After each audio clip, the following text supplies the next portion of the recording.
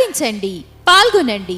Hosanna hosanna నూతన సంవత్సర ఆరాధన నిర్వహించు తేదీ 2023 డిసెంబర్ 31వ తేదీ ఆదివారం రాత్రి 9 గంటలకు. స్థలం హోసన్న మందిర్, నాగరాజుపురం, వాటంబేడు రోడ్, సూళ్లూరుపేట.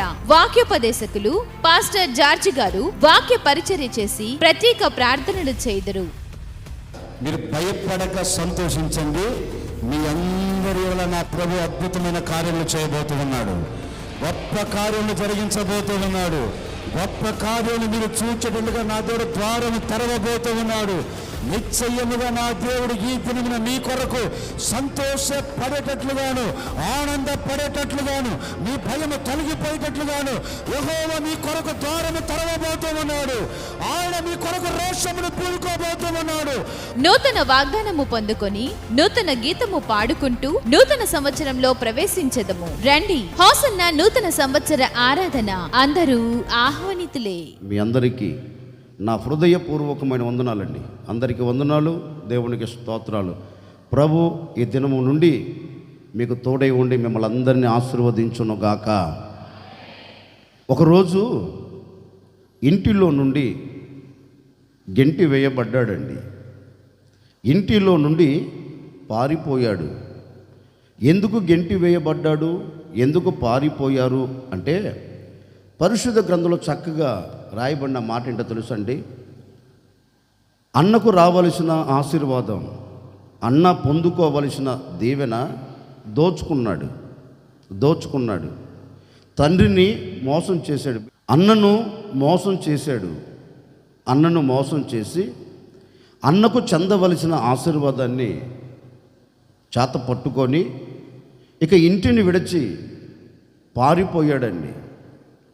ఇంటిని విడిచి పారిపోయి తనను కాని దేశంలోనికి వెళ్ళి అక్కడి నుంచి మరలా తిరిగి వచ్చాడు. ఎవరైనా మనందరికీ బాగా తెలుసు. అతను గూర్చి వాక్యం ఉంటుంది. ఇంచుమించుగా 20 సంవత్సరాలు పైబడి యాకోబు జీవితంలో పొడచూపినది ఏంటో తెలుసండి, అవమానము. యాకోబు జీవితమునకు కలిగినది ఏంటో తెలుసండి, సిగ్గు. యాకోబు చూస్తూ వచ్చింది ఏంటో తెలుసండి, నలుగురి మధ్యలో విలువను కోల్పోతూ.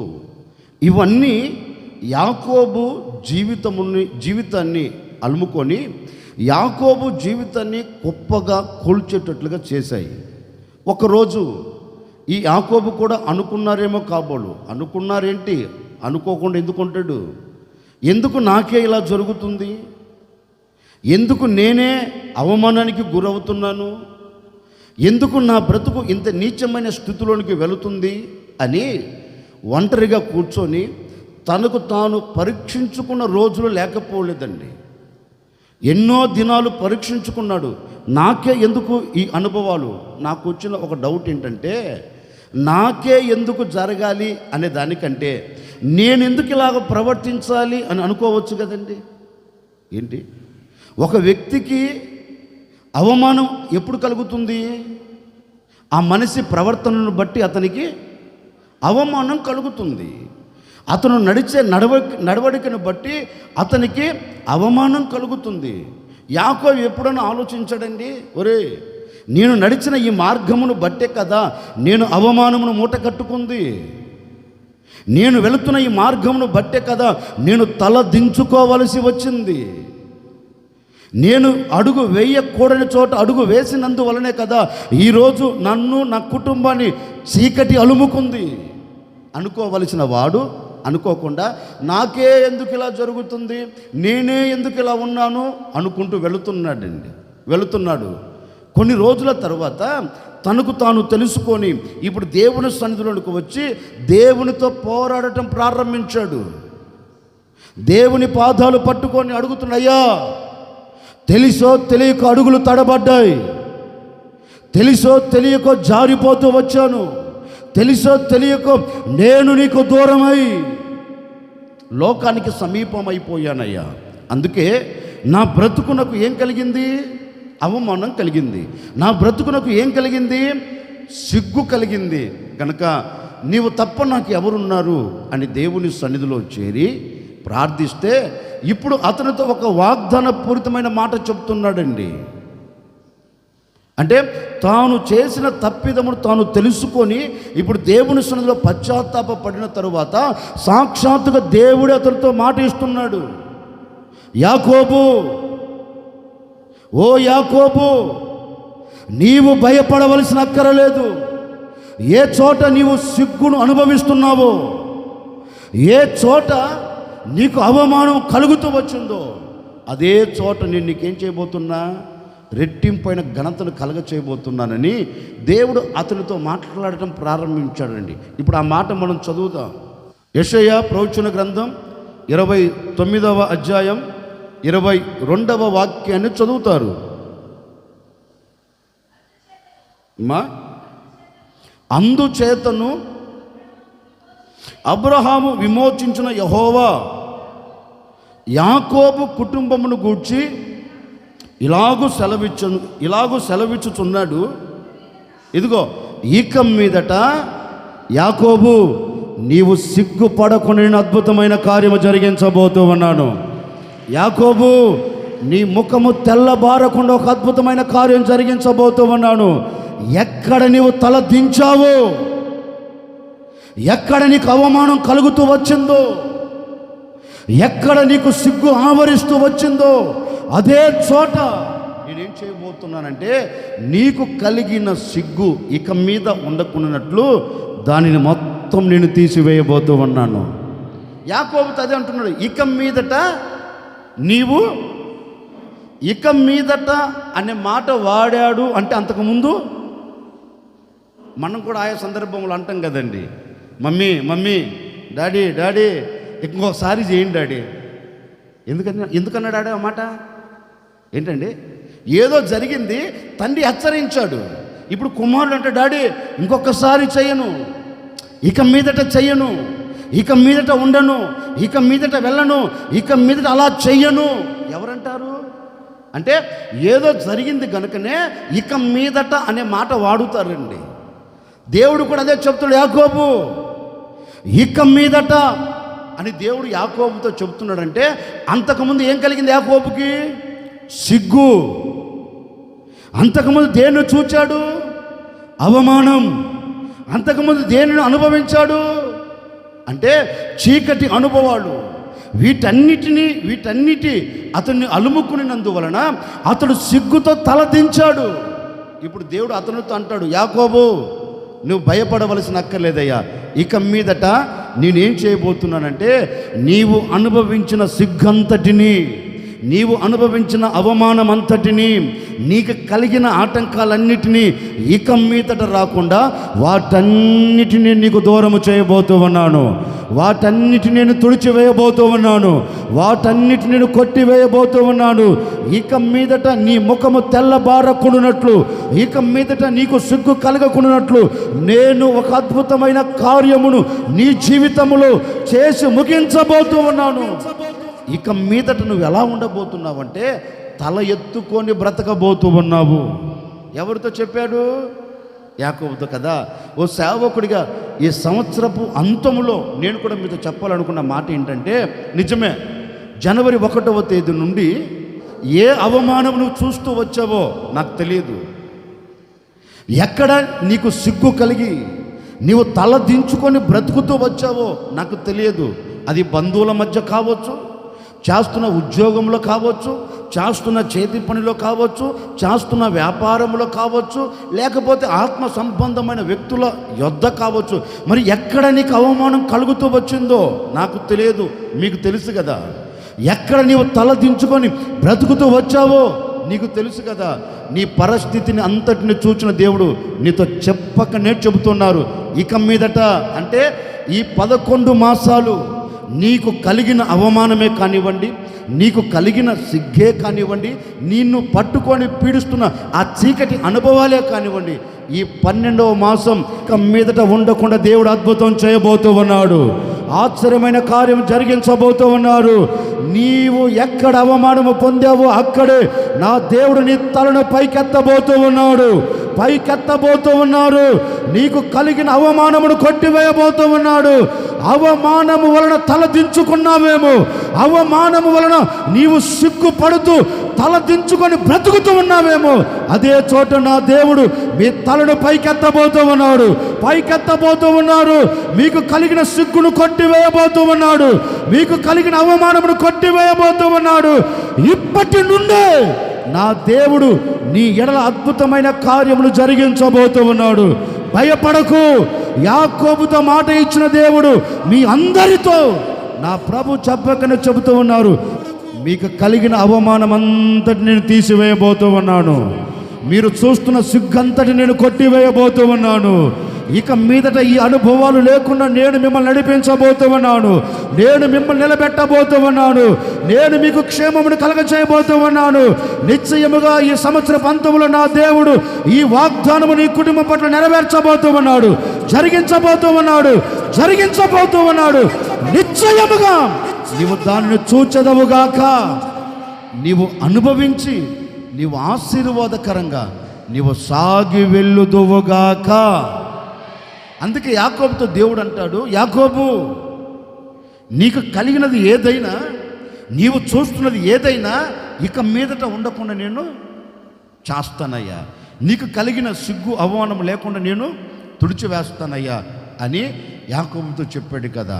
ఒకరోజు దేవుని పేరు పెట్టబడిన ఇశ్రాయేలీయులు ఓ చోట కూర్చొని ఏడుస్తున్నారు. ఎందుకు ఏడుస్తున్నారు అంటే వారికి కలిగిన అవమానం అలాంటిది, వారు చూస్తున్న సిగ్గు అలాంటిది. వారు తల ఎత్తుకొని బ్రతకలేక చెట్టుకొకడు పుట్టకొకడుగా మలచబడ్డారండి. మలచబడి కన్నీరు కారుస్తున్నాడు. దేవుడు దైవ సేవకుడితో చెప్పాడు, బాబు వాళ్ళ దగ్గరికి వెళ్ళి చెప్పు, ఇప్పటి వరకు వారు విత్తినది కావచ్చు, వారు సమకూర్చుకోవాలని ఆశపడినది కావచ్చు, ఏది వారికి దొరకలేదు కదా, అంతా చల్లా చెదురైపోయింది కదా. ఇప్పటికైనా వారు నా వైపు తిరిగితే నేను వారి వైపు తిరగాలనుకున్నా. ఎంత కరుణ కలిగిన దేవుడో చూడండి మన దేవుడు. సేవకుడికి ప్రత్యక్షమై సేవకుడితో చెప్తున్నారు, నీవు ఆ ప్రజలతో చెప్పు, వారు నా వైపు తిరిగితే నేను వారి వైపు తిరుగుతాను. నేను వారి వైపు తిరిగాను అనుకో, వారు ఎక్కడ అవమానము పొందారో, ఎక్కడ సిగ్గుతో తలదించుకొని బ్రతుకుతున్నారో ఇక మీదట వారు పొందరు, చూడరు. నువ్వు వెళ్ళి చెప్పు అన్నారు. పాపం దైవ సేవకుడు కూడా వెళ్ళాడు. వెళ్ళి ఆ ప్రజలతో ఒక మాట చెప్తున్నారు, అరే బాబు ఇప్పటి వరకు పడినది చాలు కదా, అనుభవించినది ఇప్పటి వరకు అనుభవిస్తూ వచ్చినది చాలు కదా. దైవ సేవకుడు వెళ్ళి చెప్తున్నాడు, బాబు జరిగిపోయింది, ఏదో జరిగిపోయింది, ఏదో అనుభవిస్తున్నది ఇక చాలు.